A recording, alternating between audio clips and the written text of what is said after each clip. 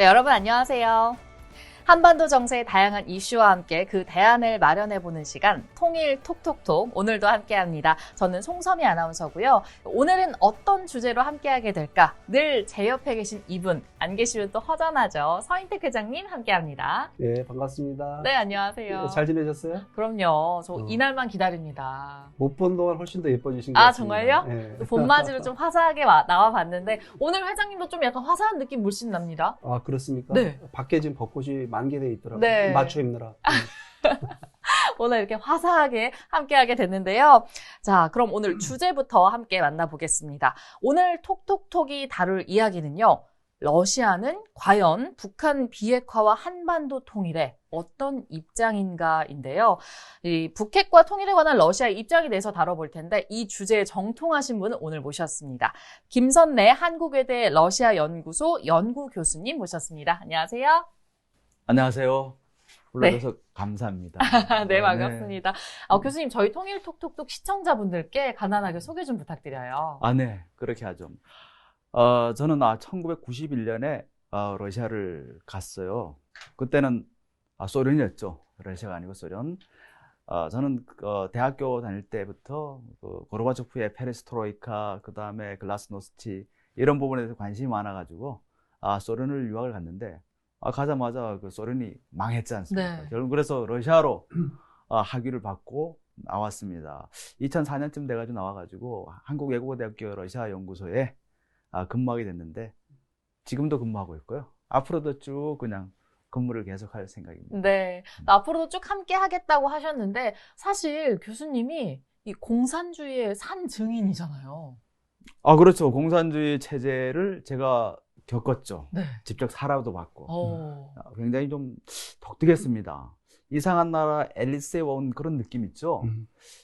이게 바로 공산주의구나. 그런 경험을 해본 건 사실이에요. 아마 그렇게 경험해본 사람 몇 명 안 될 겁니다. 근데 그 몇 명 안 되는 분이 여기도 계세요. 그래요? 서인택 그렇죠. 회장님 다녀오셨잖아요. 네, 저는 94년도에 네.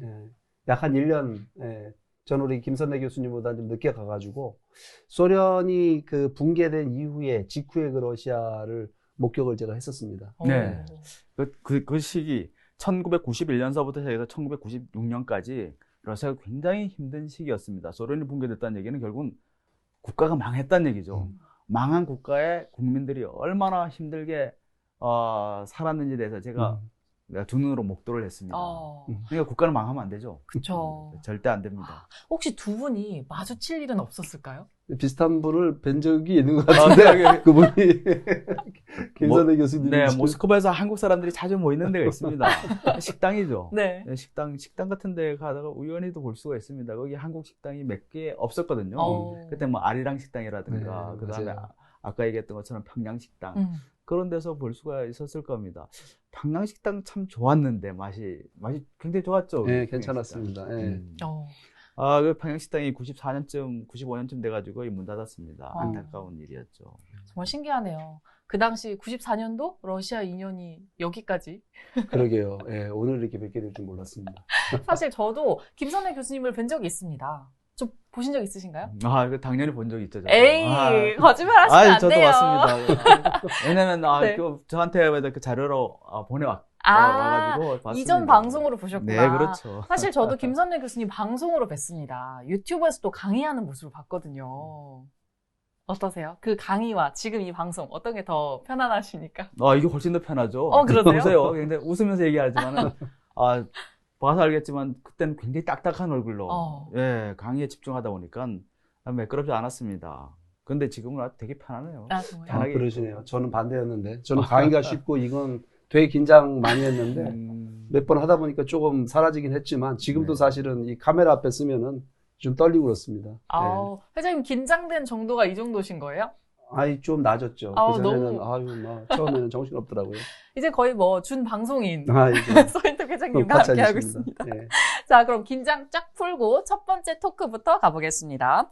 자, 김선래 교수님과 함께하게 될 첫 번째 토크 키워드 함께 보시죠. 네, 아주 명확한 단어입니다. 찬성과 반대에 있는 그 반대네요. 네. 네. 그러니까 러시아가 뭘 반대한다. 오늘 그런 주제로 이야기를 하게 될 것 같네요. 네. 김선희 교수님은 어떻게 생각하세요? 반대? 어떤 내용일까요? 러시아가 뭘 반대를 하죠? 글쎄요. 지금 현재 러시아 보니까 네 어제도 텔레비전 나왔나 모르겠습니다. 러시아가 반대하는 게 뭘까요? 러시아가 미국하고 좀 반대가 네 미국하고 좀 약간 대립각을 좀 세우는 미국과의 거예요. 관계에 대한 반대? 네. 네, 사실 첫 번째 토크는요. 러시아가 왜 처음부터 한반도 비핵화를 다룬 북미 회담에 대해서 회의적이었는가에 대한 부분이에요. 아, 네네. 맞습니다. 처음부터 시작할 때부터 러시아는 안 되는 일 왜 하려고 하느냐 그런 얘기를 했었습니다. 그러면서 또 뒷부분에 뭐라고 얘기했냐면은 그래 안 되지만은 노력은 좀 해도 상관없지 않냐 오. 노력해 보세요. 그 얘기는 뭐냐면은 안 되는 걸 정확히 알고 있었습니다. 이런 얘기 하면 좀 그렇지만은 트럼프가 5년 전에 네. 미국 대선에 나왔을 때 한국 사람들 중에서 거의 대다수 70% 이상이 트럼프가 대선에서 승리할 가능성이 없다고 봤죠. 그쵸. 근데 러시아 갔더니 99.9%가 트럼프가 대통령이 된대요. 오. 네, 러시아는 그런 내용을 봤을 때 러시아는 예전에 전 세계를 대상으로 해가지고 정보전을 펼쳤던 국가였고 KGB 가, 지금도 마찬가지죠. 예, 예, 있었죠. 지금도 마찬가지이기 때문에 세계 정보에 대해서는 꿰뚫어 보고 있다고도 볼 수가 있습니다. 예를 들어 9.11 사태가 났을 때 제가 지금 모스크바에 있었잖아요. 그때 모스크바 9.11 사태가 났을 때 일주일 전에 어떤 일이 발생했냐면은 부친 대통령이 미국에다 전화해가지고 지금 곧 테러가 발생할 거니까 조심하라고 여러 번 경고를 했습니다. 네. 왜냐하면 러시아가 가지고 있는 정보력이 세계적 수준의 정보력이니까 미국 내에서 뭔지 모르겠지만 거대한 테러가 곧 일어날 테니까 거기에 대해서 철저하게 준비하고 CIA뿐만 아니라 미국의 대통령한테 부시 대통령이죠. 직접 전화를 걸어가지고 경고까지 했어요. 이미 다 알고 있었네요. 네, 알고 있었다는 얘기죠. 그 정도로 러시아나 미국이나 전 세계를 상대로 하는 정보전에서 둘이서 막상막합니다. 네. 네. 그렇죠. 푸틴 대통령 자체도 네. KGB 출신으로 유명합니다. 예, KGB 그 엘리트 중에 엘리트죠. 스스로가 자본이 대단합니다. 네, KGB 요원들은 다들 자기가 대단한 사람이라고 보고 있어요. 그럼 이렇게 정보력이 좋은 러시아는 북핵 문제에 대해서 그럼 일단 조금 부정적인 입장일까요? 북핵 문제에 대한 러시아의 입장이 좀 궁금해요.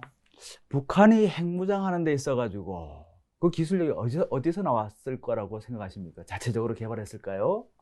아니겠죠. 저는 그렇게 안 봅니다.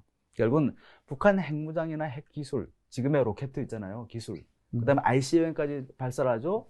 그 기술은 그냥 하늘에서 떨어진 거 아닙니다.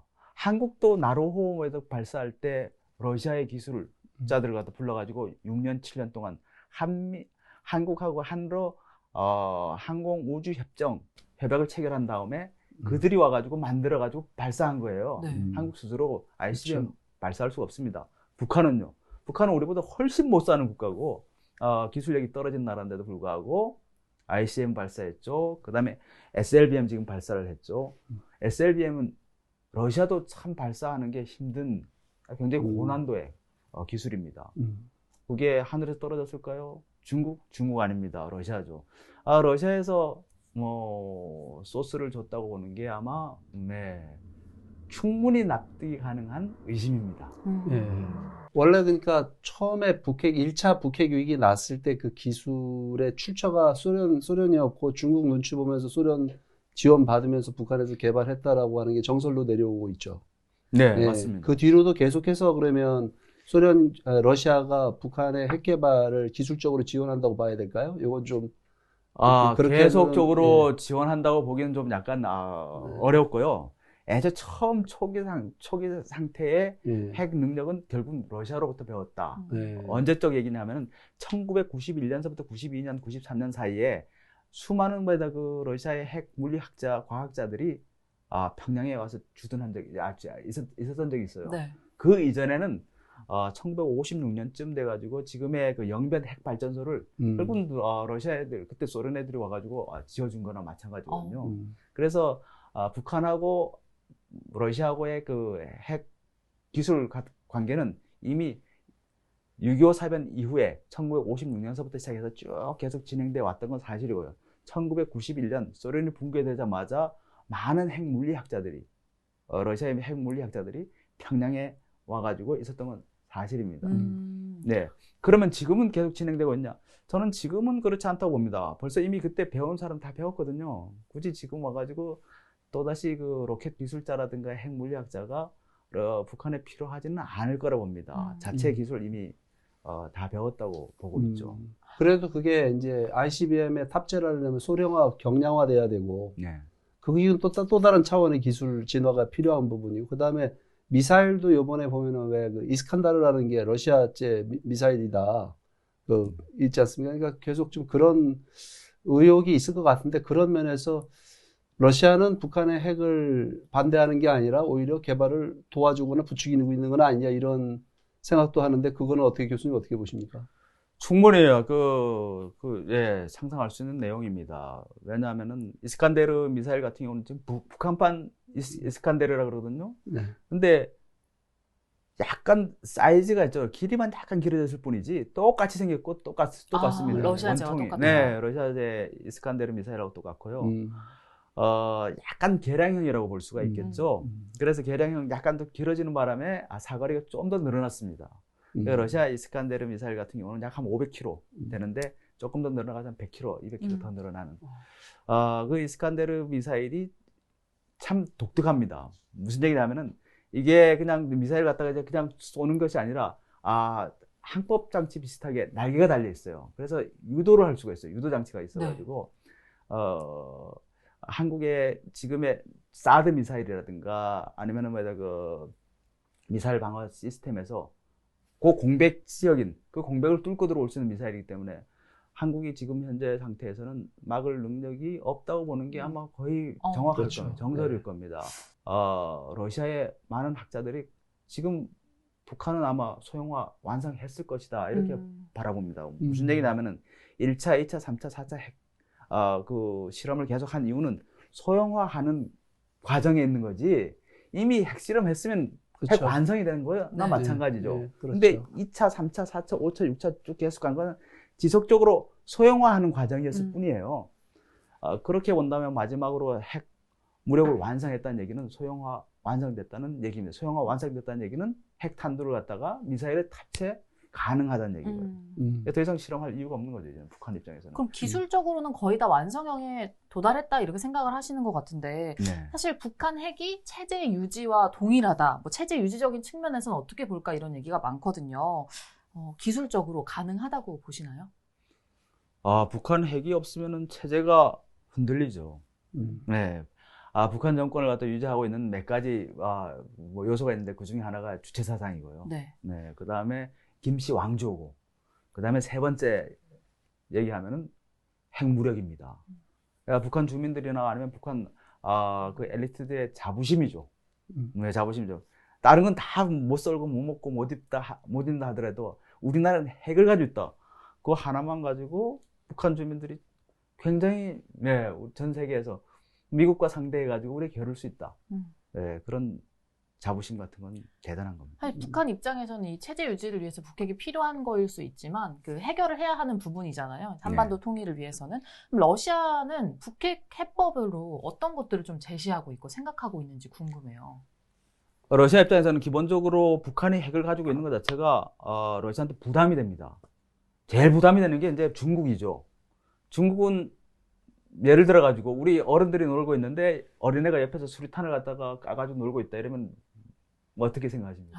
정신이 없잖아요. 네. 그와 똑같이 중국 입장에서는 중국 앞마당에서 북한이 핵을 가지고 논다는 얘기잖아요. 그래서 중국이 가장 스트레스 받고 중국 입장에서는 북한의 핵을 어떻게든 없애는 게 제일 좋은 방법입니다. 근데 중국은 핵을 가지고 있는데 굳이 북한이 핵을 가지고 있으면은 중국 입장에서도 스트레스죠. 비슷하다고 봅니다. 러시아도 마찬가지예요. 러시아는 핵을 갖다가 10,000기 정도 가지고 있잖아요. 10,000기 가지고 있는데 굳이 북한이 핵을 가지고 있을 이유가 없거든요. 네. 오히려 러시아도 스트레스 굉장히 많습니다. 비핵화 문제 러시아도 항상 찬성을 하죠. 네, 그렇게 해야 된다. 한반도의 비핵화 문제는 러시아가 지금까지 외교 기본 원칙입니다. 러시아가 항상 그 외교 원칙을 내세워요. 군사 독트린이라든가 대외 그 정책 뭐 이런 것들을 내는데 그 대외 정책 내용을 보게 되면은 한반도 비핵화 문제가 계속 들어갑니다. 러시아 입장에서는 그게 러시아 국익에 맞는 얘기죠. 그런 의미에서 보면은 아까 얘기했던 것처럼 1990년대 초에 소련이 붕괴된 다음에 러시아 사회가 혼란 시기였을 때 일단의 과학자들이 와서 평양에 상주한 건 사실이지만 네. 그 이후에 푸친 시대 이후에 들어와가지고 북한의 핵 능력을 갖다가 키우는데 러시아 과학자가 굳이 들어갈 필요가 없었다는 거 하나. 그런데도 이스칸데르 미사일 같은 경우는 공급을 했을 가능성이 있습니다. 이스칸데르 미사일은 러시아 아니면 러시아에 보면은 이스칸데르 미사일을 갖다가 수출용, 그다음 내수용 이렇게 해가지고 만들거든요. 네. 근데 이 수출용이 어디 수출하겠습니까? 돈만 주면은 팔아먹을 수 있거든요. 근데 러시아도 돈 안 주면은 사실 그 무기도 그냥 안 줍니다. 네. 사실 이 북핵 해법에 대해서 미국은 좀 리비아식 해법을 이야기를 하고 있잖아요. 반대로 근데 러시아는 이 부분이 좀 현실성이 없다고 판단을 하고 있는 것 같은데. 그 당연하죠. 리비아식 해법 결과가 어떻게 나왔는지 여러분도 아시지 않습니까? 결국은 가다피를 생포했는데 불구하고 누구의 전화를 받고 그 자리에서 쏴버렸어요. 네, 누구의 전화를 받은지는 모르겠지만은 여하튼 가다피는 생포가 됐는데도 불구하고 생포하지 말라는 어떤 그 내용이 오더가 있었겠죠. 그렇게 본다면 북한 같은 경우 그 리비아식 해법 절대 용인을 못하죠. 네, 용납을 못하고 북한 입장에서는 굳이 그럴 필요가 없어요. 무엇을 갖다 주고 받을지에 대해서 로드맵이 확실하지 않은 이상 북한이 한 발자국도 안 움직이죠. 그런데 북한이 한 번 정도는 비핵화를 하려는 의지를 보인 적이 있습니다. 그게 바로 트럼프와의 관계입니다. 트럼프와의 관계에서 트럼프하고 초기 단계에서 비핵화 의지를 잠깐 보인 적이 있는데 다시 접어버렸어요. 그것 또한 허상이구나 생각했던 거죠. 왜냐하면 북한이 비핵화 하는 데 있어 가지고 미국이 어떻게 보면은 동의를 안 했다고 볼 수 있습니다. 참 이상한 아이러니한 얘기입니다. 사실 아이러니한 얘기죠. 그때 그 희망이 한번 살짝 보였었는데 이제 그 희망마저도 이제 물 건너가지고 이제 북한의 비핵화 문제는 아마도 굉장히 어려울 겁니다. 찬스를 한번 놓친 거죠. 네. 기존의 방법으로는 안 되는 거죠. 말하자면 그게 아마 아까 우리 박사님 말씀하셨듯이 러시아가 봤던 거 아주 현실주의적 관점에서 봤을 때 저게 될 일이 아니다. 북미 회담이라는 게 저런 식으로 접근해서 북한이 핵을 포기하고 나올 리가 없다라고 하는 건 공산주의 그 체제를 경험했던 국가의 지도자들로 보기엔 너무 빤히 보이는 그 결론이 아니었겠느냐 생각이 되는데요.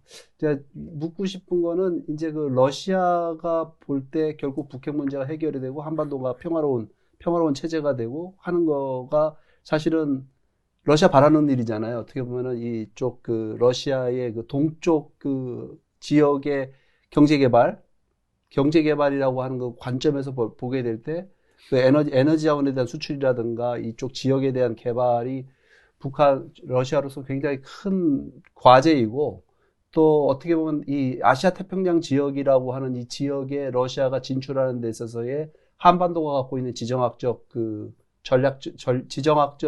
말하자면 그 입지 조건 이런 것들이 사실은 러시아의 굉장히 큰 중요한 부분이라 결국 저희가 볼 때는 그 러시아가 어떻게 저희가 원하는 평화로운 한반도 통일에 기여할 수 있게 할 수 있느냐, 우리가 어떤 입장에서 그런 것들을 제시해야 되느냐, 이런 부분들이 상당히 중요한 과제가 아니겠느냐 생각이 전 들어집니다. 네, 러시아가 가지고 있는 대한반도 정책은 좀 명확해요. 네. 평화적 통일을 갖다가 기본적으로 지지를 하고 그다음 한반도의 안정과 안보, 평화, 그다음에 공영 이것이 러시아가 바라보는 한반도입니다. 네. 그것을 위해 가지고 어떻게 해 나갈 것인가에 대해서 이제 단계를 나누죠. 처음에는 미국과의 관계에 있어 가지고 미국과 관계를 개선한 다음에 또 한반도 내에서 또 관계를 개선하고 마지막 최후의 방법으로 이제 북한의 핵무장을 완전히 그냥 없애버리는 그런 단계를 이야기를 하는데요. 러시아가 바라보는 한반도 비핵화에서 가장 큰 걸림돌을 뭘로 바라보냐 하면요. 미국하고 북한의 관계를 봅니다. 미국하고 북한 관계가 개선이 되면은 이 문제도 같이 해결될 수가 있는 가능성이 있는데 미국하고 북한하고 관계가 개선이 안 된 상태에서는 이건 도저히 해결할 수 없는 부분이거든요. 그런데 미국하고 북한하고 관계가 개선될 여지가 있을 것인가에 대해서 러시아는 안 될 것이라 보는 것이 더 많았죠. 그 이유는 왜 그렇게 볼까요? 자, 북한이 원하는 건 있죠. 북한은 미국 발악입니다. 지금까지 20몇 년 동안. 오로지 북한이 원하는 건 뭐냐고 미국하고 같이 평화협정을 맺고 그 다음에 수교를 하고 그 다음에 거래를 해가지고 물건을 좀 팔게 해달라. 이것이 북한이 지금까지 20년 내내 바라왔던 거예요. 근데 미국이 그걸 원하지 않았죠. 계속. 예, 미국의 대아시아 전략이라든가 미국의 국가 이익에 있어가지고 북한하고 평화협정을 맺고 그 다음에 수교를 하는 것이 과연 이득이 있는가를 계산했을 때 별 이득이 없거든요. 북한하고 거래해가지고 도대체 무엇을 살 수 있어요? 고사리밖에 못 사잖아요. 네, 그 다음에 미국의 물건을 갖다가 뭐 북한에 팔아먹는 것도 별로 없을 거고 국가 이익 차원에서는 오히려 북한이 그런 존재로 남아있는 것이 미국의 대외 안보나 아니면 국가 이익에 딱 맞아 떨어지기 때문에 미국에서 그걸 받아들이진 않죠. 네, 그 때문에 미국의 어떤 입장하고 북한의 입장이 별로 이렇게 합쳐지는 부분이 없기 때문에 러시아는 안 되는 일을 왜 둘이서 하냐 그렇게 바라본 겁니다. 지금 그러니까 박사님 말씀하시는 건 러시아의 그 외교의 시각이 그렇다는 말씀이신 거죠? 맞습니다. 러시아 네. 사람들 그렇게 생각한다. 네, 러시아 네. 외교부에서는 그렇게 바라봅니다. 그렇게 바라본다는 말씀. 네, 안 되는 일을 갖다 시도하고 트럼프 대통령이 뭐 하겠다고 계속 얘기하는데 트럼프가 하겠다는 의지가 있지만 미국 내 매파들은 전혀 그런 생각이 없는데 트럼프 혼자서 아무리 얘기해가지고 저게 바뀔 수 있느냐? 안 바뀔 것이다 보는 게 바로 러시아의 시각이었고요. 그게 그 미국 내 매파들의 그 생각입니다, 사실. 네, 지금까지 쭉 그래 왔고요. 네. 그럼 러시아의 입장에서는 일단 완전한 비핵화는 좀 힘들다, 실현 불가능하다 이렇게 보는 것 같고 또 한반도 통일은 또 평화적인 통일을 바라는 것 같고 그럼 러시아가 생각하는 좀 현실적인 대안은 뭐가 있을까요? 러시아가 바라보는 거는 아까 얘기했던 러시아가 그 이니셔티브를 쥐고 시작했던 게 남북러 삼각협력 사업입니다. 네. 네, 이게 한 6년 됐어요. 한국이 이니셔티브를 쥐고 시작한 것도 아니고 남북러 삼각협력 사업은 러시아가 시도해가지고 그 낮은 선봉 지구를 갖다 개발하고 그다음 낮은 하산 지역의 그 철로를 러시아가 자기네 돈을 들여가지고 깔았습니다.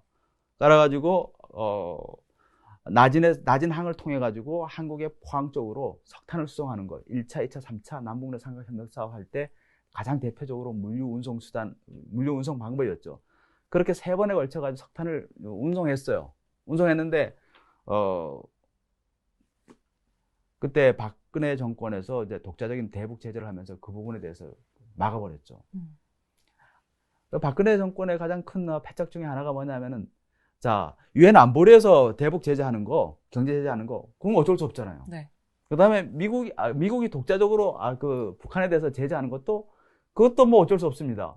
근데 왜 한국이 독자 제재를 한답시고 남북러 삼각협력 사업도 깨버리고 그다음에 개성공단도 독자적으로 깬 거예요. 그러면은 다시 원위치 시킬 때 우리 마음대로 원위치 시킬 수 있나요? 이제는 못 합니다. 한국이 하고 싶어도 못 하는 거죠. 왜냐하면 미국이나 러시아나 중국이나 일본이 이제는 그걸 원하지 않기 때문에 이미 넘어가 버린 겁니다. 그건 굉장히 큰 패착 중에 하나였다고 보는 것도 있습니다. 네, 한반도 통일과 관련한 러시아의 입장에 대해서는 여기까지 들어보겠습니다.